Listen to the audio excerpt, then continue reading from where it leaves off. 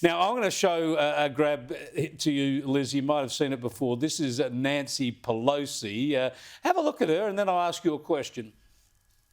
I think my recommendation to is for him to have some interviews with serious journalists, you among them, a serious journalist, no holds barred, any questions fair, and just sit there and be Joe. Show your value, show your knowledge, show your judgment, show your empathy for the American people. Nancy Pelosi says that Joe Biden should do some serious interviews. Is she trying to help him or hurt him? There's not going to be any teleprompter present in these kinds of just one-on-one cosy sit-downs. So, I think even Pelosi has to realise at this point that it's not a case of if Joe goes, but when Joe goes. I said when they finally did a 180 on participating in a presidential debate that there was only two reasons for this. Number one, to prove to everyone, no, look, he's up for it. He held his own in this debate. Or number two, it was a deliberate crash and burn so that the Dems would have the excuse to be able to ditch and switch, which was the reason why I believe this was the earliest presidential debate in American history. The Dems knew that he would crash and burn. He didn't even seem to be on his regular drugs. Like he did very, very badly.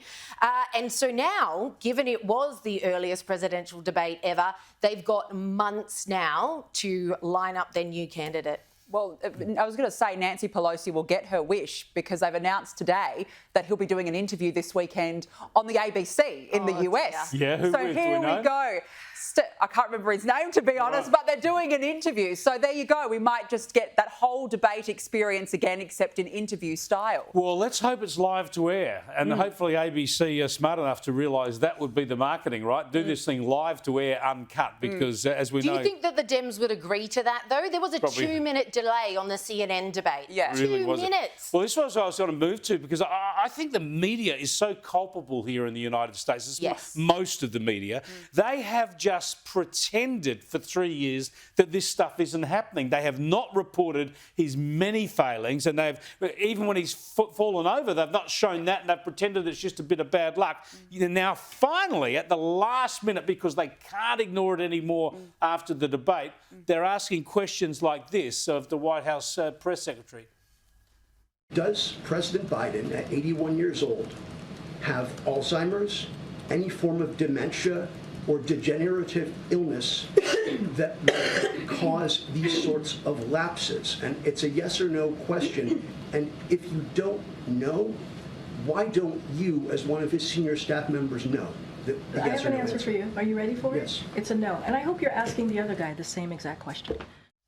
Yeah, it's so sad it's come to this, but it's their own fault, the Democrats and the media. The media should have been asking those questions 2.5 years ago. Indeed, but of course they were playing up to anyone running against Trump, and they've continued to support him throughout his presidency, despite the fact that he's clearly been failing. His cognitive decline, even since he was elected in 2020, between then and now is marked.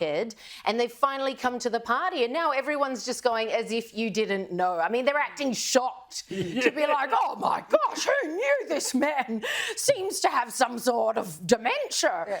It's just absolutely laughable. And what people need to remember is they lied to you. They lied to you this whole time. This was disinformation, not misinformation, because they did it knowingly. It was a massive cover-up, and he's finally exposed.